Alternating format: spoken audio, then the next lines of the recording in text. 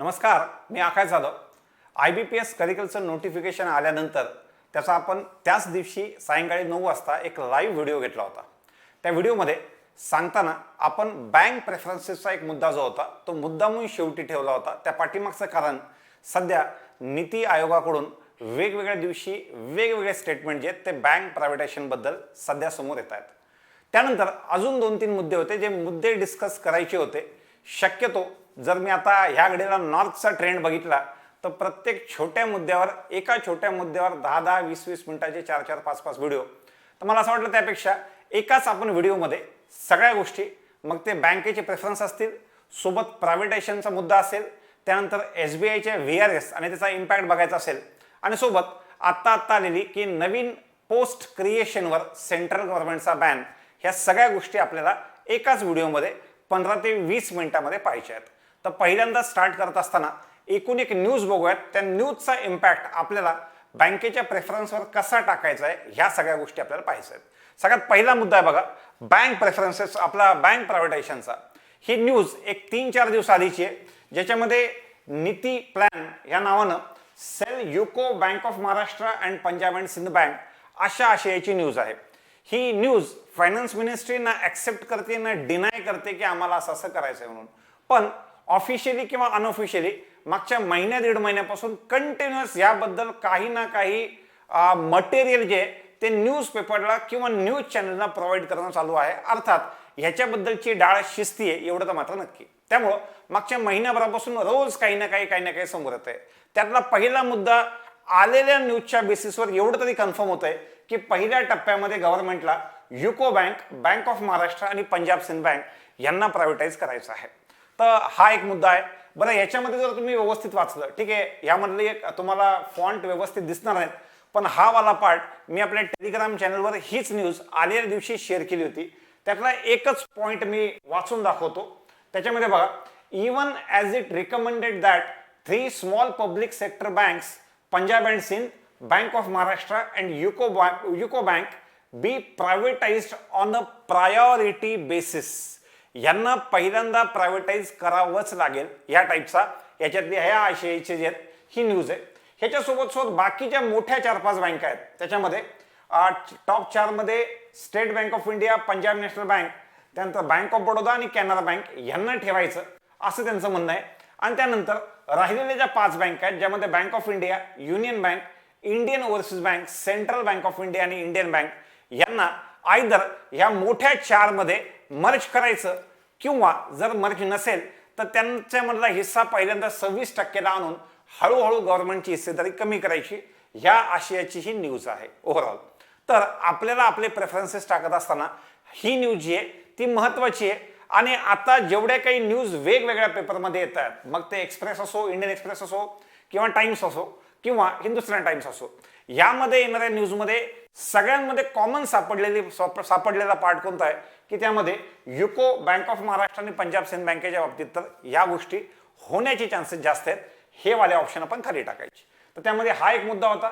टॉपच्या 4 बँका राहतील, प्रायोरिटी बेसिसवर पंजाब सिंध, युको आणि बँक ऑफ महाराष्ट्राला प्रायव्हेटाईज करायचं, आणि राहिलेल्या ज्या 5 बँका आहेत त्यांना आयदर ह्या मोठ्या 4 बँकांमध्ये मर्ज करायचं किंवा त्यांच्यातली सुद्धा हिस्सेदारी विकून पहिल्यांदा 26%ला आणि मग त्याच्यापेक्षा खाली आणायची. साधारणतः ही होती पहिली न्यूज. तर आता याचा इम्पॅक्ट काय, ह्या सगळ्या गोष्टी कधी कधी मी सांगत असताना, बोलत असताना मुलं थोडेसे कोमेजून जातात. मला सांगा, मधल्या काही काळामध्ये IDBI बँकेकडे बघा, IDBI बँकेतल्या गव्हर्नमेंटची हिस्सेदारी काही वर्षाआधी 50% पेक्षा जास्त होती. अर्थात ती एक पब्लिक सेक्टर अंडरटेकिंग होती.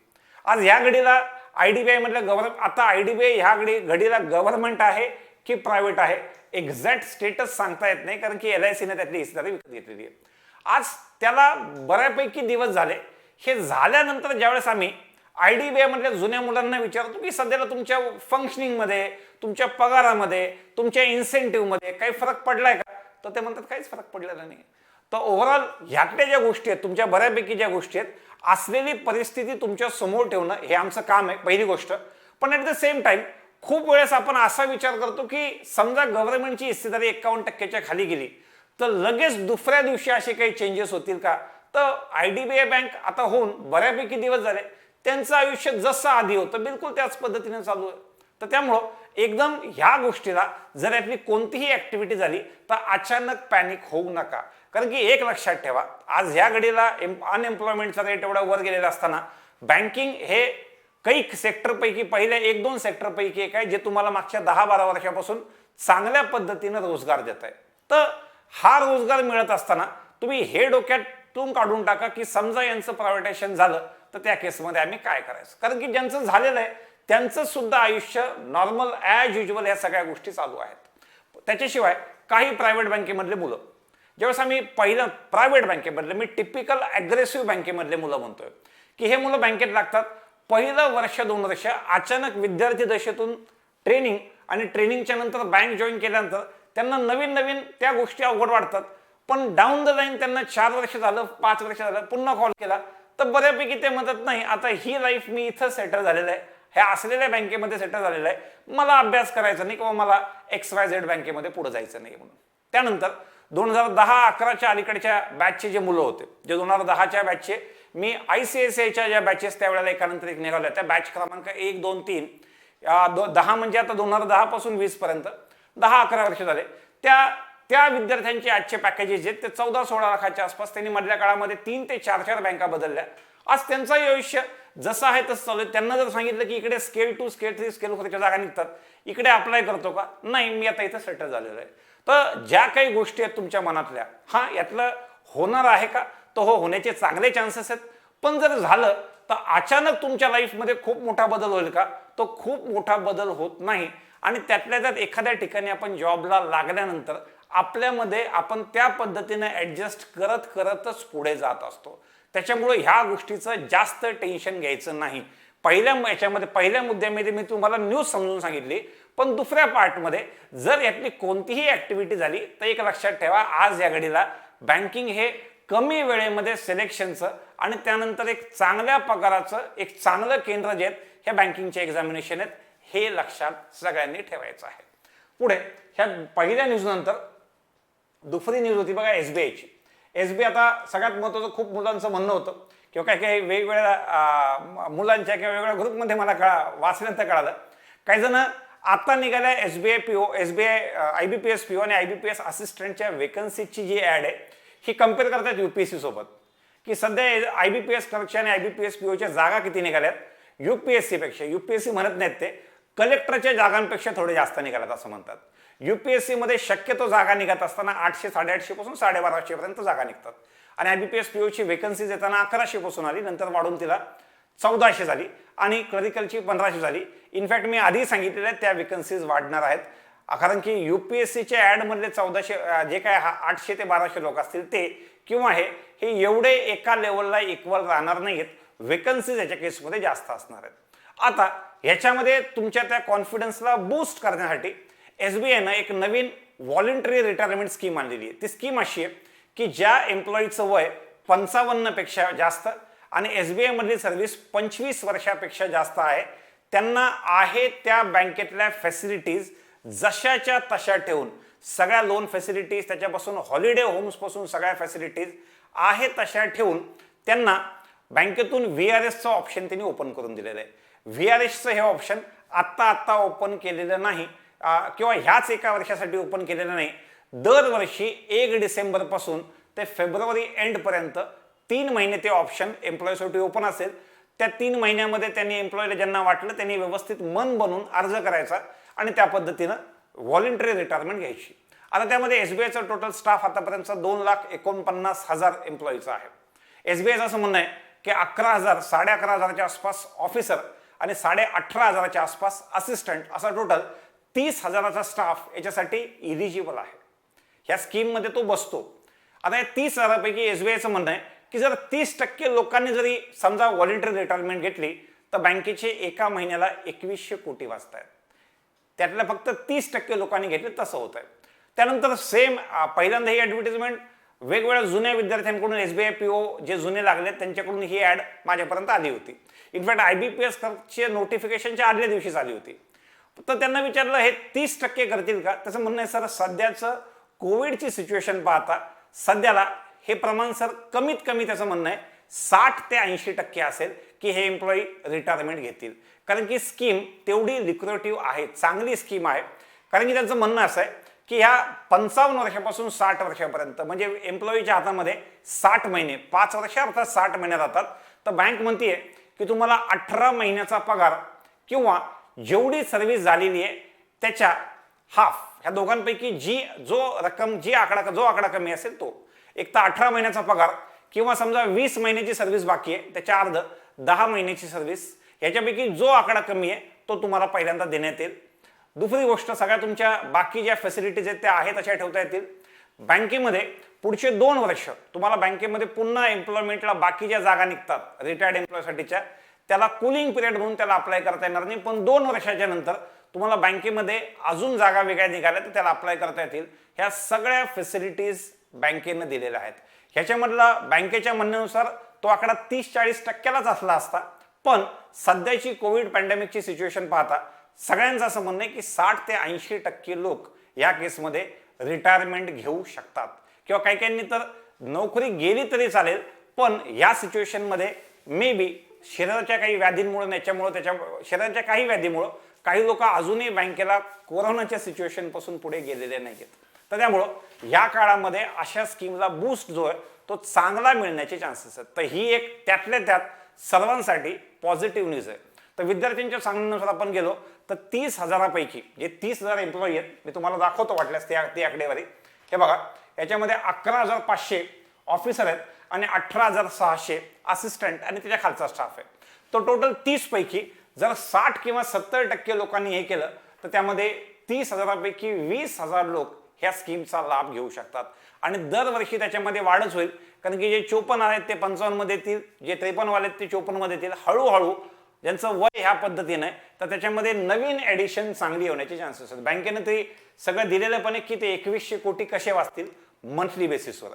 त्यानंतर तुम्हाला खूप वेळेस असं काही गोष्टी निगेटिव्ह बँकिंग बद्दल वगैरे कळाल्या की काम जास्त असतं, या सगळ्या गोष्टी जास्त असतात.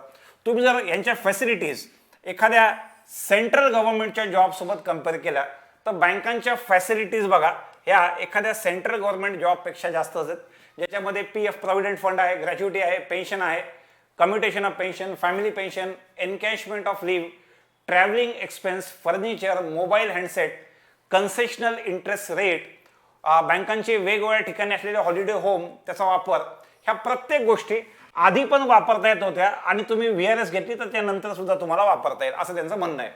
त्याच्यानंतर बँकेमध्ये जर अपॉइंटमेंट वेगवेगळ्या पोस्टला नंतर झाली तर ती करता येईल का.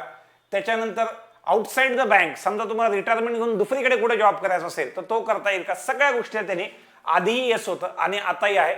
Entertainment facility, canteen facility, medical facility सगळ्या आधीच अशा होत्या, बिलकुल तशाच आहेत. त्याच्यानंतर याच्यामध्ये बघा स्टाफ हाऊसिंग लोन, LTC आणि HTC बाहेर फिरण्यासाठी फॅमिलीसोबत, त्याच्यानंतर टेलिफोन अलाउन्स, कार अलाउन्स, त्याच्यानंतर ओनरशिप ऑफ कार, त्याच्यानंतर रिटेन्शन ऑफ लॅपटॉप, आयपॅड, त्याच्यानंतर ह्या सगळ्या गोष्टींची अवेलेबिलिटी मी एक ओव्हरऑल त्यावेळेला पूर्ण एक 4 दिवस आधीच पूर्ण PDF वाचून काढली. तर त्यातल्या सोयी सुविधा ह्या अनमॅच्ड आहेत. त्यामुळं काम जास्त आहे पण सोबत फॅसिलिटी सुद्धा बँकेमध्ये त्यातल्या त्या स्टेट बँक ऑफ इंडियामध्ये जास्त आहे. तर ही दुसरी न्यूज आपल्याला डिस्कस करायची होती.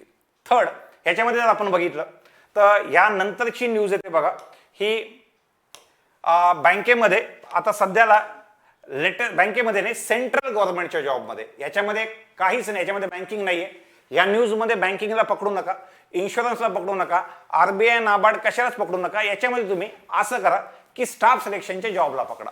वाचल्यानंतर आपल्याला असं वाटतं की रिक्रुटमेंटवर बंदी आली की काय, नाही. जुनी रिक्रुटमेंट जशी चालू आहे बिलकुल तशीच चालेल, पण काही नवीन पोस्ट बनवल्या जातात. एखाद्या स्पेसिफिक कामासाठी नवीन post central, state government, in fact municipal corporation कडून सुद्धा बनवल्या जातात. तर सध्याला पुढचे काही दिवस सध्याची कोविडची सिच्युएशन पाहता आणि गव्हर्नमेंटकडे असलेले रिझर्व्ह पाहता सेंट्रल गव्हर्नमेंटचं म्हणणं आहे की पुढच्या काही दिवस नवीन पदं बनवू नयेत, आणि वेगवेगळ्या फंक्शन्सवर होणारा जो खर्च आहे, एखादा फाउंडेशन डे असेल, जयंती पुण्यतिथी असेल, ह्याच्यावरचा जो खर्च आहे तो खर्च कमीत कमी किंवा शून्याला आणावा. तर ही एक चांगली न्यूज आहे, याच्यामध्ये खराब असं काहीच नाहीये. तर ओव्हरऑल याला ऑस्टरिटी मेजर्स या पद्धतीने म्हणतात की त्याच्यामध्ये बऱ्यापैकी पार्ट जो आहे तर तो वाला कमीत कमी खर्च जो आहे तो कमीत कमी तुमचा झाला पाहिजे, अशा आशयाची ही न्यूज आहे. याचा तुमच्या SSCच्या किंवा रेल्वेच्या रिक्रुटमेंटवर कसलाही फरक पडणार नाही.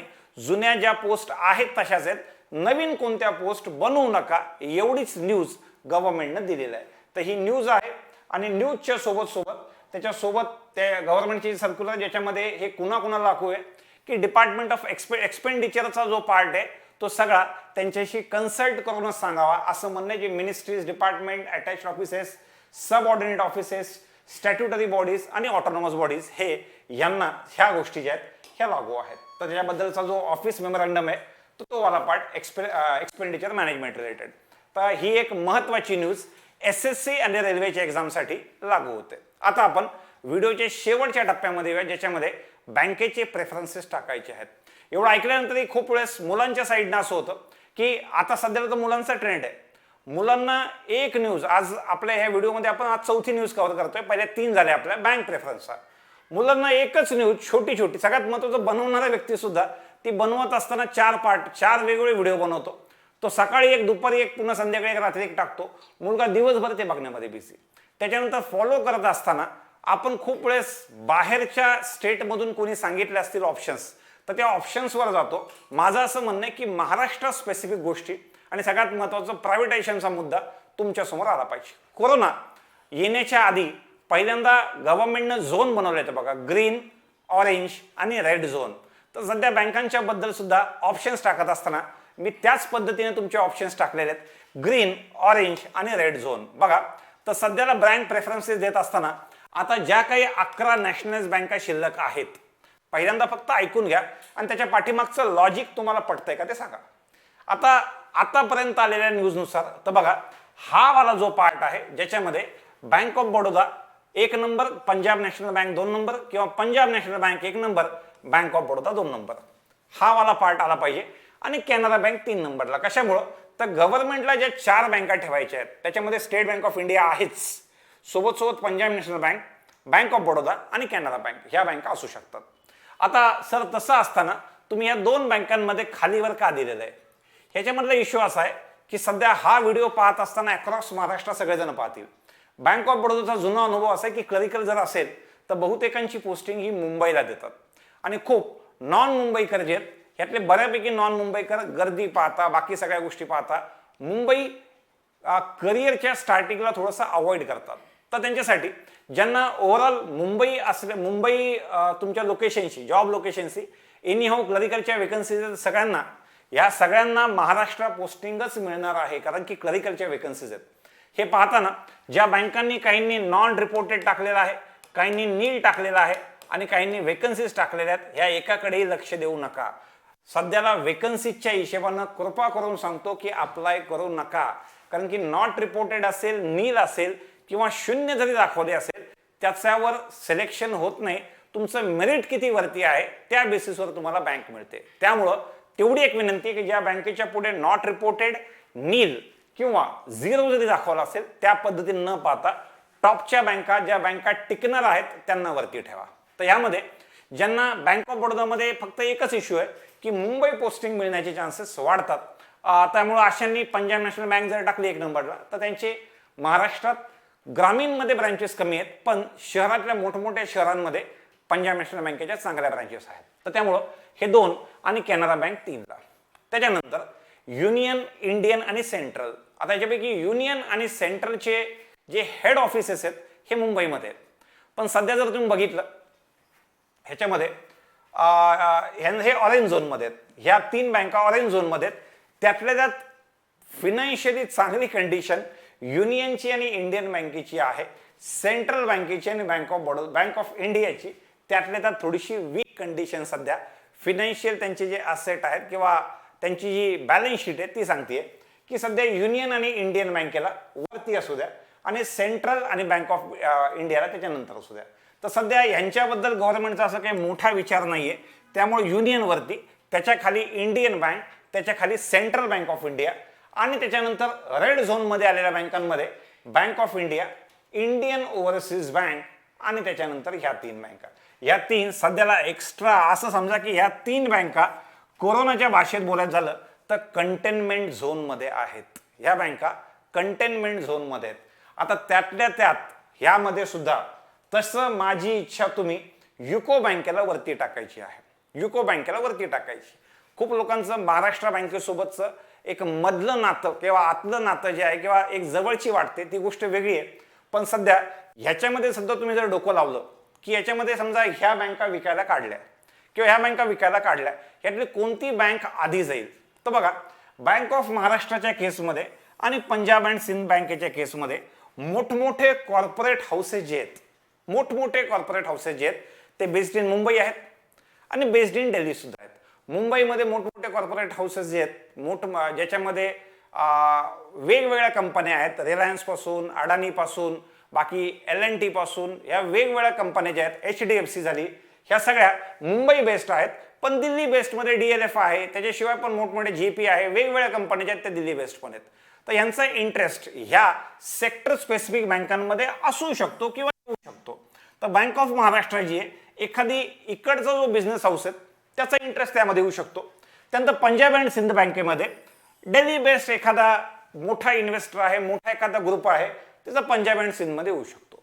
तर त्यामुळे मला असं वाटतं यामध्ये सगळ्यात कमी भीती हे माझं पर्सनल ओपिनियन आहे, यामध्ये कमी भीती जी आहे ती युको बँकेला आहे. आणि आधी त्याच्या बँक ऑफ महाराष्ट्र किंवा पंजाब सिंध बँकची आहेत, ही त्यांच्या आधी इंटरेस्टेड बायर ह्या दोघांना आधी सापडू शकतात युको बँकेपेक्षा. हे माझं वैयक्तिक मत आहे. पण त्यातल्या त्यात मुलांना बँक ऑफ महाराष्ट्र आधी टाकतात, तर तिथं bank of Maharashtra, UCO bank आणि पंजाब सिंध बँक ह्या टाकलेल्या आहेत. तर त्यामुळं तुम्ही सुद्धा ऑप्शन टाकत असताना तुमच्या नॉट रिपोर्टेडचा, नील वेकन्सीचा किंवा शून्य वेकन्सीचा याच्यावर फरक पडत नाही.